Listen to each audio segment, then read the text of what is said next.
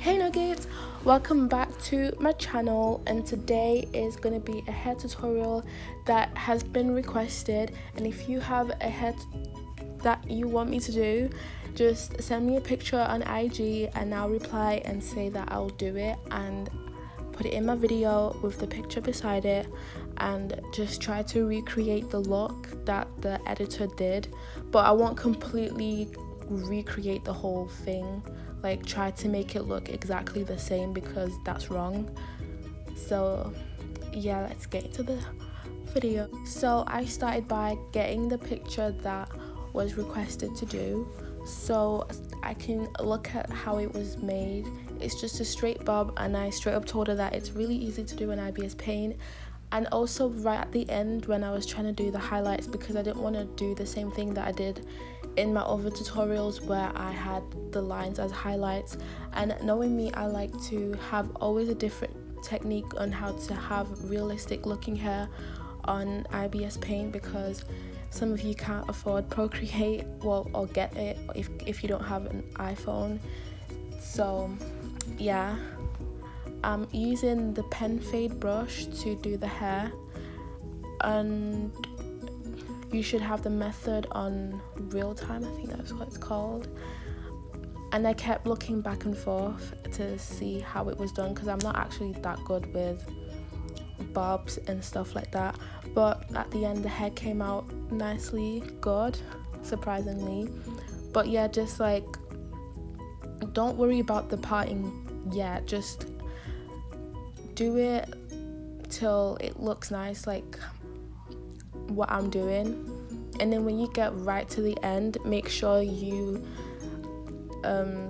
erase it out a little bit, so you can just redo it and make a little curve right at the end, and make sure the ends kind of look real.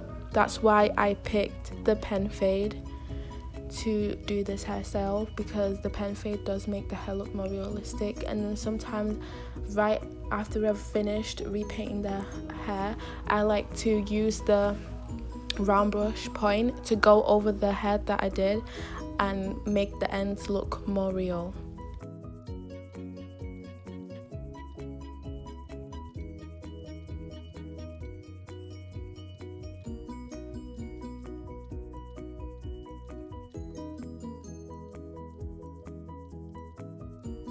So now I'm going in with the eraser, and I'm looking for the airbrush, so when I'm erasing the ends, it's just a nice fade and not a messy cut. So yeah, and then after I've done this, I just redo the ends and create a curve.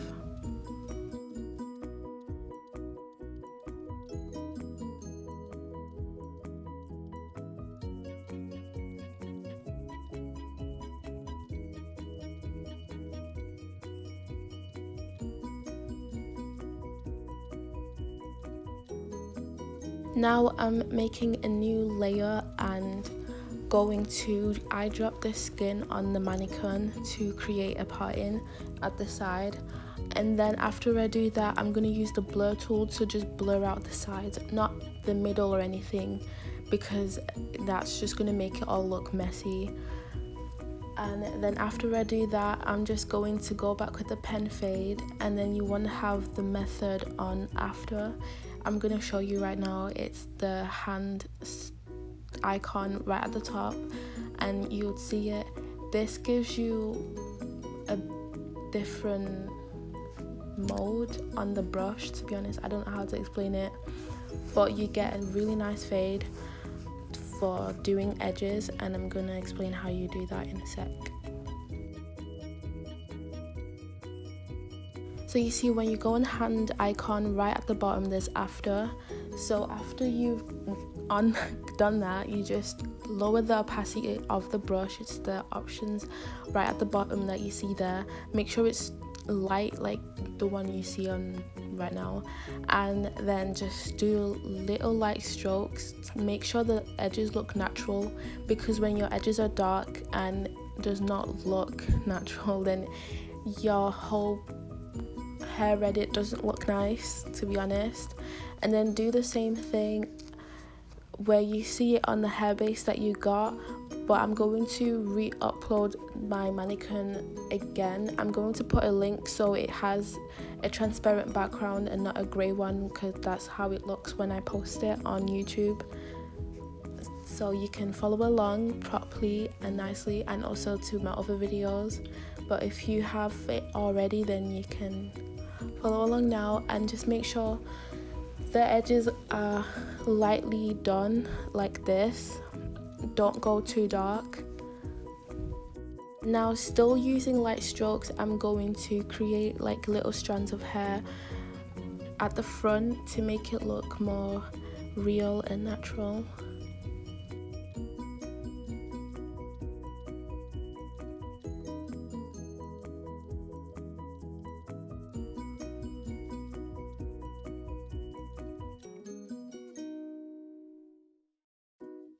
And now, creating a new layer, we're going to make more hair on the other side. And remember, when you're erasing, go back to the normal brush for the eraser, so you're not thinking why is it not working, because you're still on the airbrush and the eraser size is still left big. And that's how I was like when I was doing it, because I don't know, I'm a dumbass.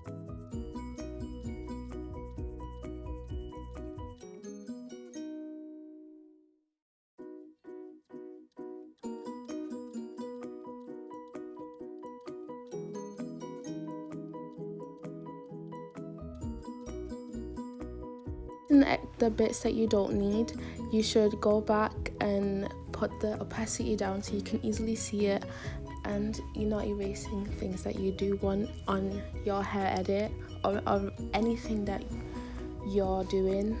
And I also forget that I did see in the comments you should do the clipping mask, so you should do that and not make the same mistake I did.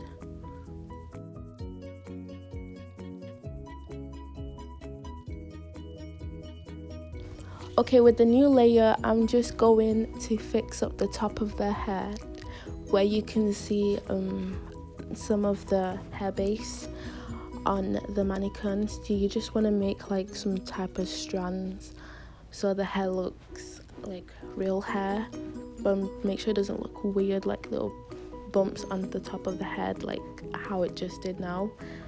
And yeah, just keep taking your time. So for the last part is the highlights, and I was so confused doing this because, you know me, I like to do a different technique on how to have realistic looking hair in ibispaint. So what I was doing is I was going for the purple color, the color I normally always use before I actually do the highlight color that I want for my hair repaints. So at first I thought I could use the pen fade to do the details in the hair, but it wasn't working out, so I just kept looking for brushes to use. And then I initially went for the round brush point because the round brush point looks really realistic and it's close to what I wanted. And I was also trying to make the highlights look like the editor's repaint in the picture, and it was kind of working. So I kept doing lines in the hair, and then I was going back to the eraser on the airbrush, creating a fade.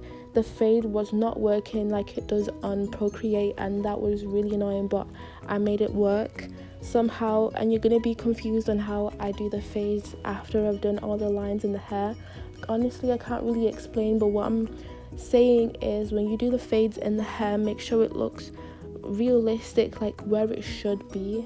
I'm always using the word realistic to give you an idea what I'm trying to say on how you can get the repaint to look like mine. But if you find it really difficult and you can't do it, honestly I think it was really easy, but if you can't do it, then go back to doing the lines that I've done in my past ibispaint hair tutorials on my channel. Deleted the top part of the hair. I forgot to mention to make 2 different layers when you're doing the lines in the hair, one for the top and the main bit at the bottom and stuff. So make sure like everything like kind of blends out like what I was trying to do. And I know it looks messy right now, but trust me, at the end of the video it all came together and it looked kind of similar to the editors, and I was kind of proud that I got the hair to look kind of realistic on ibispaint.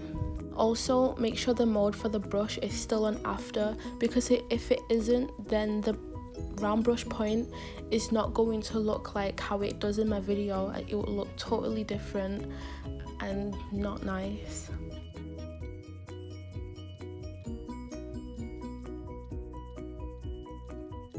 After all of that, what I did was merge the highlight layers down, and then I went to color balance to make the hair get to grey, and then lowered the opacity down. I should have gone to monocolor instead. That would have been so much easier and quicker, because going on color balance was confusing.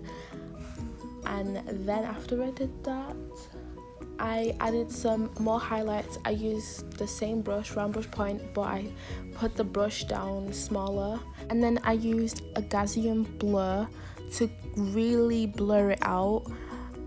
And that's why I say use thin, because if your brush is too thick, then your highlight is going to be way too harsh for the hair and your whole edit is just messy as fuck. So please when you're doing your highlights, use a thin line and then use a Gaussian blur and really nicely blur it out, and then put the opacity down a little bit just so the hair has a little shine but still looks good.